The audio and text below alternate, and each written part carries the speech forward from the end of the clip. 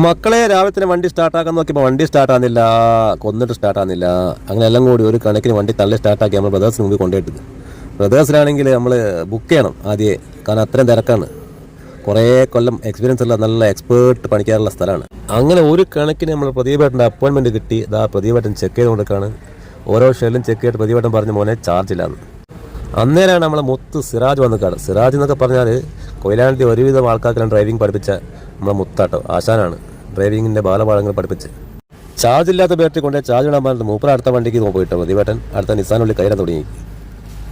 അങ്ങനെ അവിടെ പോയിട്ട് വേറെ ബാറ്ററി വാങ്ങി മൂപ്പർ അതിന് മുകളിൽ സെറ്റ് തന്ന് പിന്നെയും വണ്ടീൻ്റെ ചാർജൊക്കെ നോക്കി അത് ഓക്കെ എന്നൊക്കെ പറഞ്ഞ് ഇങ്ങോട്ട് വേഗം സ്ഥലം കാര്യമാക്കാൻ പറഞ്ഞു.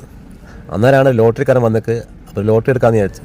നോക്കുമ്പോൾ കയ്യിൽ പൈസ ഇല്ലാത്തതുകൊണ്ട് മൂപ്പർ ഗൂഗിൾ പേ ഉണ്ട് വെച്ചപ്പോൾ ഗൂഗിൾ പേ ഉണ്ടെന്ന്.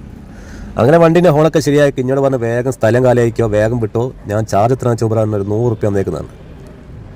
അങ്ങനെ 100 റുപ്യ എന്ന് കേട്ടപ്പോൾ എനിക്ക് ഭയങ്കര സന്തോഷമായി. ഒരു ഷേക്കിൻ്റെ കൊടുത്ത് ഞാൻ എല്ലാം സ്ഥലം കാലിയാക്കി അവിടെ നിന്ന്.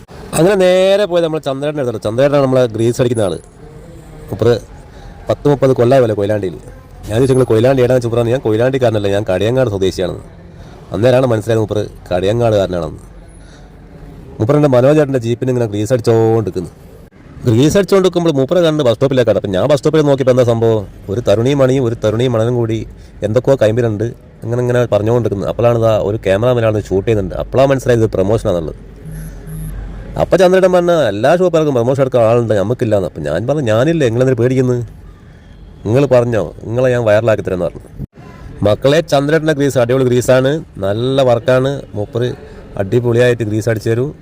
ആർക്കെങ്കിലും ഗ്രീസ് അടിക്കാണ്ട് എങ്ങോട്ട് പോരി, കൊയിലാണ്ടി പഴയ ആർട്ടിഫിസിന് മുമ്പിൽ, റോയൽ ടയേഴ്സിൻ്റെ മുമ്പിൽ. അപ്പോൾ ഓക്കെ, വീഡിയോ ഇഷ്ടമായിക്കൊണ്ട് എല്ലാവരും ലൈക്ക് ചെയ്യുക, ഫോളോ ചെയ്യുക. ഓക്കെ.